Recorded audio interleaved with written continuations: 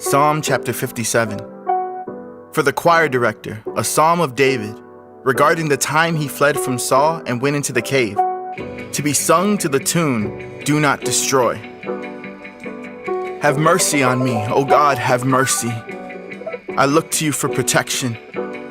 I will hide beneath the shadow of your wings until the danger passes by. I cry out to God Most High, to God who will fulfill his purpose for me. He will send help from heaven to rescue me, disgracing those who hound me. My God will send forth his unfailing love and faithfulness. I am surrounded by fierce lions who greedily devour human prey, whose teeth pierce like spears and arrows, and whose tongues cut like swords. Be exalted, O God, above the highest heavens. May your glory shine over all the earth. My enemies have set a trap for me. I am weary from distress. They have dug a deep pit in my path, but they themselves have fallen into it. My heart is confident in you, O God. My heart is confident. No wonder I can sing your praises. Wake up, my heart. Wake up, O lyre and harp. I will wake the dawn with my song. I will thank you, Lord, among all the people. I will sing your praises among the nations. For your unfailing love is as high as the heavens. Your faithfulness reaches to the clouds. Be exalted, O God, above the highest heavens. May your glory shine over all the earth.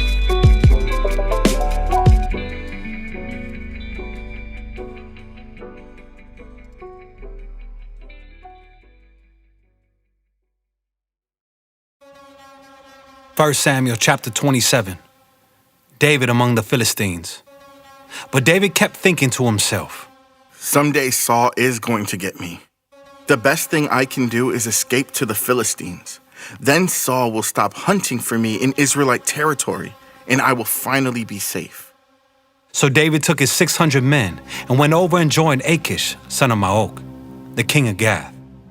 David and his men and their families settled there with Achish at Gath. David brought his 2 wives along with him, Ahinoam from Jezreel and Abigail, Nabal's widow from Carmel. Word soon reached Saul that David had fled to Gath, so he stopped hunting for him. One day David said to Achish, If it is all right with you, we would rather live in one of the country towns instead of here in the royal city. So Achish gave him the town of Ziklag, which still belongs to the kings of Judah to this day, and they lived there among the Philistines for a year and 4 months.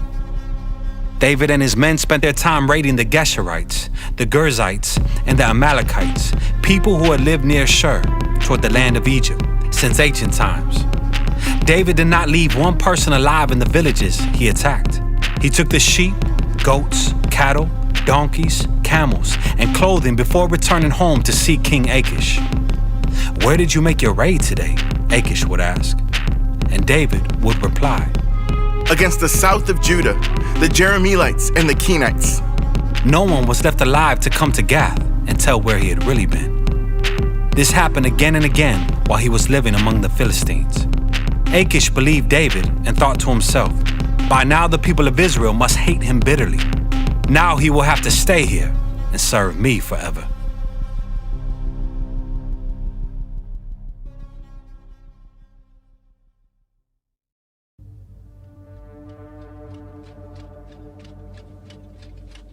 First Samuel chapter 28. Saul consults a medium.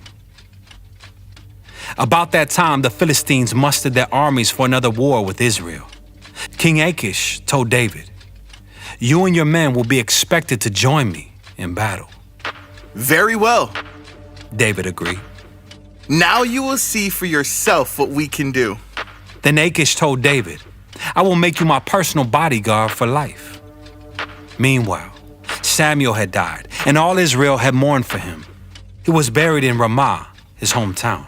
And Saul had banned from the land of Israel all mediums and those who consult the spirits of the dead. The Philistines set up their camp at Shunem, and Saul gathered all the army of Israel and camped at Gilboa. When Saul saw the vast Philistine army, he became frantic with fear. He asked the Lord what he should do, but the Lord refused to answer him, either by dreams or by sacred lots or by the prophets. Saul then said to his advisors, Find a woman who is a medium. so I can go and ask her what to do. His advisors replied, "There is a medium at Endor." So Saul disguised himself by wearing ordinary clothing instead of his royal robes. Then he went to the woman's home at night, accompanied by 2 of his men. "I have to talk to a man who has died," he said. "Will you call up his spirit for me?" "Are you trying to get me killed?" the woman demanded. "You know that Saul has outlawed all the mediums and all who consult the spirits of the dead. Why are you setting a trap for me?" But Saul took an oath in the name of the Lord and promised, "As surely as the Lord lives, nothing bad will happen to you for doing this." Finally, the woman said, "Well, whose spirit do you want me to call up?" "Call up Samuel," Saul replied. When the woman saw Samuel, she screamed, "You've deceived me! You are Saul!" "Don't be afraid," the king told her. "What do you see?" "I see a god coming up out of the earth," she said. "What does he look like?" Saul asked. "He is an old man wrapped in a robe," she replied. Saul realized it was Samuel, and he fell to the ground before him. "Why have you disturbed me by calling me back?" Samuel asked Saul. "Because I am in deep trouble," Saul replied. "The Philistines are at war with me, and God has left me and won't reply by prophets or dreams. So I have called for you to tell me what to do." But Samuel replied, "Why ask me, since the Lord has left you and has become your enemy? The Lord has done just as he said he would. He has torn the kingdom from you and given it to your rival, David. The Lord has done this to you today because you refused to carry out his fierce anger against the Amalekites. What's more, the Lord will hand you and the army of Israel over to the Philistines tomorrow, and you and your sons will be here with me. The Lord will bring down the entire army of Israel in defeat." Saul fell full length on the ground, paralyzed with fright because of Samuel's words. He was also faint with hunger, for he had eaten nothing all day and all night. When the woman saw how distraught he was, she said, "Sir, I obeyed your command at the risk of my life. Now do what I say, and let me give you a little something to eat so you can regain your strength for the trip back." But Saul refused to eat anything. Then his advisors joined the woman in urging him to eat, so he finally yielded and got up from the ground and sat on the couch. The woman had been fattening a calf, so she hurried out and killed it.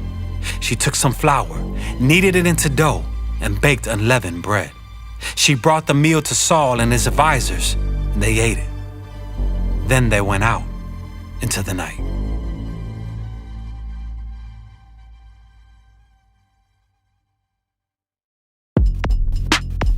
1 Samuel chapter 29. The Philistines reject David. The entire Philistine army now mobilized at Aphek, and the Israelites camped at the spring in Jezreel. As the Philistine rulers were leading out their troops in groups of hundreds and thousands, David and his men marched at the rear with King Achish. But the Philistine commanders demanded, "What are these Hebrews doing here?" And Achish told them, "This is David, the servant of King Saul of Israel. He's been with me for years, and I've never found a single fault in him from the day he arrived until today." But the Philistine commanders were angry. "Send him back to the town you've given him," they demanded. "He can't go into the battle with us. What if he turns against us in battle and becomes our adversary? Is there any better way for him to reconcile himself with his master than by handing our heads over to him? Isn't this the same David about whom the women of Israel sing in their dances? Saul has killed his thousands and David his 10,000s.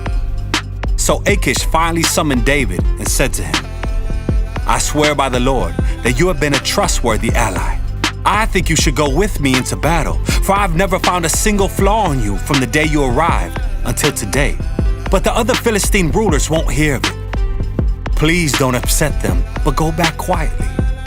What have I done to deserve this treatment? David demanded. What have you ever found in your servant that I can't go and fight the enemies of my lord the king? But Achish insisted, "As far as I'm concerned, you're as perfect as an angel of God. But the Philistine commanders are afraid to have you with them in the battle. Now get up early in the morning and leave with your men as soon as it gets light." So David and his men headed back into the land of the Philistines, while the Philistine army went on to Jezreel.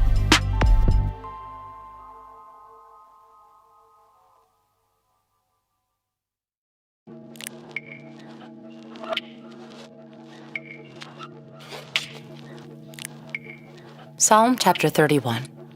For the choir director, a psalm of David.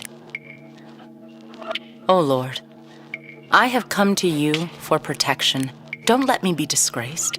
Save me, for you do what is right. Turn your ear to listen to me. Rescue me quickly. Be my rock of protection, a fortress where I will be safe. You are my rock and my fortress. For the honor of your name, lead me out of this danger. Pull me from the trap my enemies set for me. For I find protection in you alone. I entrust my spirit into your hand. Rescue me, Lord, for you are a faithful God. I hate those who worship worthless idols. I trust in the Lord. I will be glad and rejoice in your unfailing love, for you have seen my troubles and you care about the anguish of my soul. You have not handed me over to my enemies, but have set me in a safe place. Have mercy on me, Lord, for I am in distress. Tears blur my eyes. My body and soul are withering away. I am dying from grief. My years are shortened by sadness. Sin has drained my strength. I am wasting away from within. I am scorned by all my enemies and despised by my neighbors. Even my friends are afraid to come near me. When they see me on the street, they run the other way. I am ignored as if I were dead, as if I were a broken pot. I have heard the many rumors about me, and I am surrounded by terror. My enemies conspire against me, plotting to take my life. But I am trusting you, O Lord, saying, you are my God. My future is in your hands. Rescue me from those who hunt me down relentlessly. Let your favor shine on your servant. In your unfailing love, rescue me. Don't let me be disgraced, O Lord, for I call out to you for help. Let the wicked be disgraced. Let them lie silent in the grave. Silence their lying lips, those proud and arrogant lips that accuse the godly. How great is the goodness you have stored up for those who fear you. You lavish it on those who come to you for protection, blessing them before the watching world. You hide them in the shelter of your presence, safe from those who conspire against them. You shelter them in your presence, far from accusing tongues. Praise the Lord, for he has shown me the wonders of his unfailing love. He kept me safe when my city was under attack. In panic, I cried out, I am cut off from the Lord. But you heard my cry for mercy and answered my call for help. Love the Lord, all you godly ones, for the Lord protects those who are loyal to him, but he harshly punishes the arrogant. So be strong and courageous, all you who put your hope in the Lord.